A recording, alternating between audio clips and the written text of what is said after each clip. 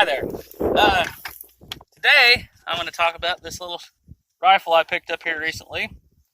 It's kind of been on my wish list for a while, ever since I fired one on full auto one time, legally. This thing, I've just kind of wanted to get into getting one of these and being able to shoot it a little more. I finally got my hands on one. I went to a local pawn shop, and I put some down payments on it, paid it off, and now I got me a little Steyr AUG. Now, I don't know much about the history of these rifles, just a little disclaimer, but from what I do know, the original nomenclature for this was the STG-77, and if you'll mind the little black powder smoke there, that's my brother. The original nomenclature was the STG-77. It was developed by the Austrian company Steyr.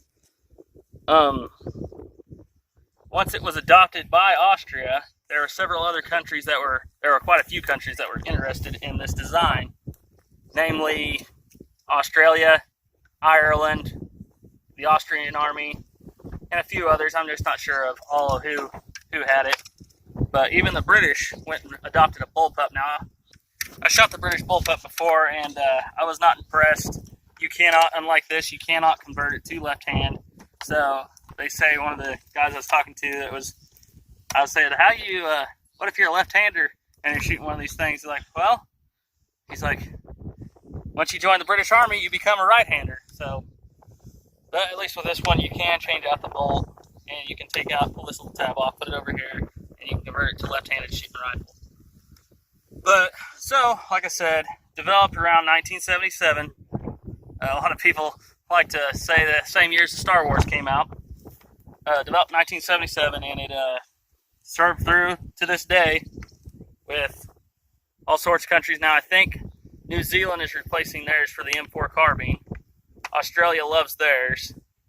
So, that's just kind of the history I know about it. Oh, in my mind, whenever I think of a carbine, I'm thinking about a rifle that completely collapsed down, is going to be about at least that much longer. So what this does is it definitely lends itself to the room clearing doctrine a little more, aside from ejecting out the right hand side and hitting you in the face with brass. But it's very short, very compact little rifle, extremely compact. I'm pretty sure, I don't know where you'd find it, but here in the States, but I know you can actually just pull this barrel out and put I think it got a 22-inch heavy barrel for their machine guns and stuff. Or if you have the proper licensing, I'm sure you could even get a shorter barrel, take her down a little bit more. Yeah, it's just a very short little rifle. So, enough talking, let's go do some shooting. Alright, so now we're going to try at 100 yards, hit these plate pigeons on the side of this hill with a Steyr AUG. Okay, loaded. Alright, loaded. Put the safety off and see how bad I am.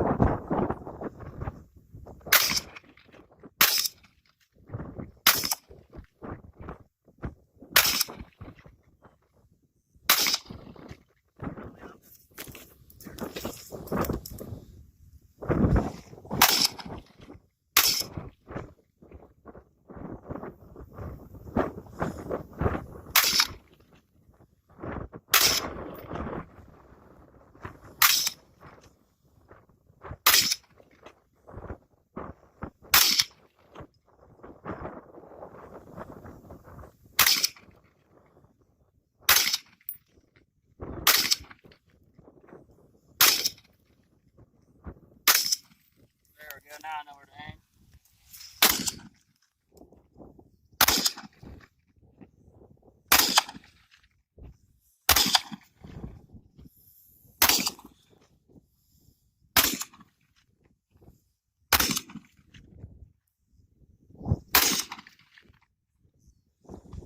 I got a round or two left. Let me do some rapid fire here.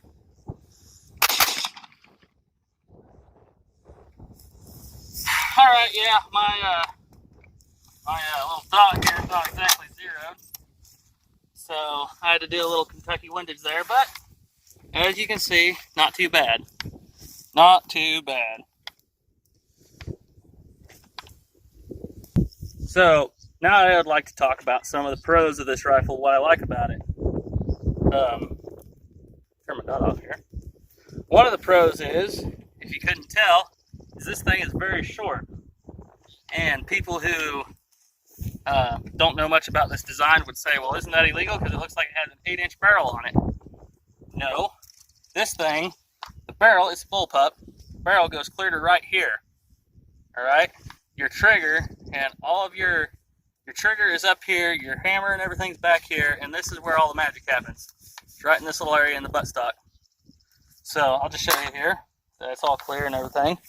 But yeah, so there you can see the star chamber and the bolt, and you operate it in the typical German or Austrian fashion, like a G3 up here. And what's cool is when you reload, you can even do the famous HK slap like that.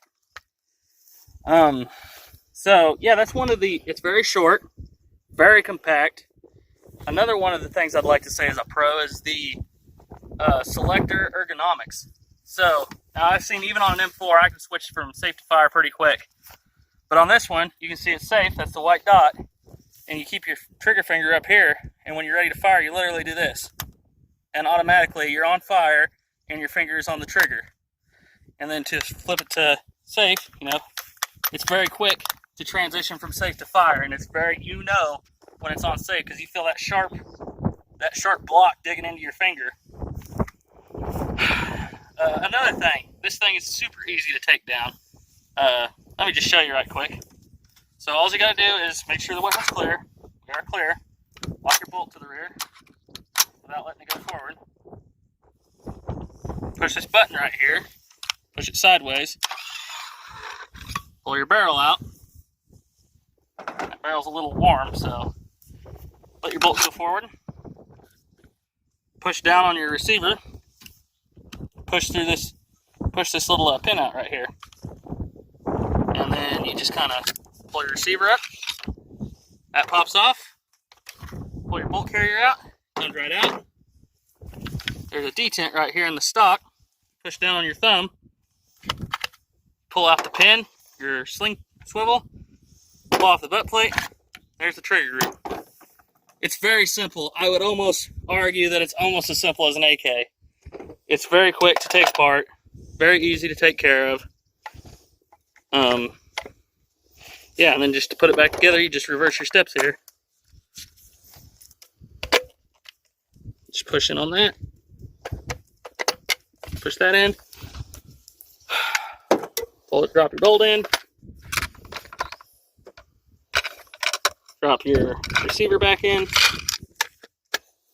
Kind of got to wiggle it around a little bit. There you go. Push that pin in. Grab your barrel. Put it in the hole. Push down, twist. And you're back together. Very simple design, very simple. So now I'm going to talk about some of the things I'm not the biggest fan of with this platform. Number one, the biggest thing for me is whenever I train for mount drills and room clearing, all that stuff, I've always been trained to, whenever you're going around a right-handed corner or a left-handed corner, you have your rifle on your right side so you're not exposing half your body. And then when you go around a left-hand corner, you just switch to your left hand and you go around that way.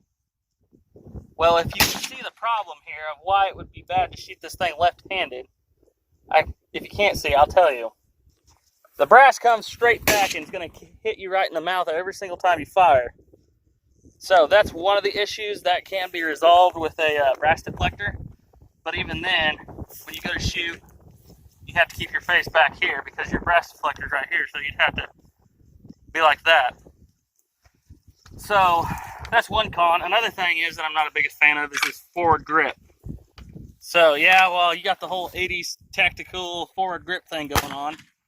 When you shoot this thing on rapid fire, what I like to do with like an M4 is I'll have a rail up here and I'll wrap my thumb around the top of it and I can sit there and I can hold it on target real easy. Not so much with this one. And if you try to do that with this one, you're going to burn your hand because that gets very hot. Let's see here. Another thing that's kind of a con, but not really. Everybody talks about how terrible these triggers are. Let me just demonstrate here. They're empty. We'll just zoom in on this trigger here and see what it looks like. Here, I'll go this way. All right, so weapons on fire. It's kind of a stagey trigger. Reset. It's not too bad. It kind of springs itself back into the reset. So it's not bad, but it's not an AR trigger or even an AK trigger for that matter. Another thing that's bad about these are the price. These things brand new run about $2 grand. All right, so the last thing I'm going to say is a very major con to this rifle setup is the sheer price. Brand new, you're talking $2,000 if you buy it from Steyr. I bought this from a local pawn shop. I made quite a few down payments on it, so it wasn't so bad. But the price for the rifle is expensive, and then the price for the parts are expensive. Just for a brass deflector alone is $250. Now you can get a $17 one that snaps back here. I just don't see that shooting like this is much more of an advantage because I've still got a brass deflector right here in my face blocking my vision. So brass deflector is $250. Barrel shroud, I think they're $250, $300. New triggers, $300. Everything, every part for this rifle is expensive. And they're just not very common here in the U.S.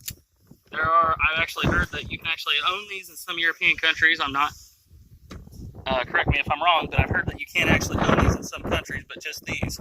Another thing is, if you're going to use this as like your throw-around gun, your battle rifle, whatever, this part's not as big of a deal. But if you're thinking about selling it eventually, what we got here is, you can see I got tape on here, and you can see what's happening to this tape. That brass is coming back there and hitting that receiver hard, and it's causing that to dent in back there. So that's another thing to think about. But yeah, it's got a few things. If things were starting to go down and I had to grab one rifle, it would probably still be either my M4 or my AK. Just for the fact that I can't shoot this left-handed. I can't grip it up here and get a really good purchase on it. Alright, so I'm just going to do a little disclaimer here. I made this video a while ago.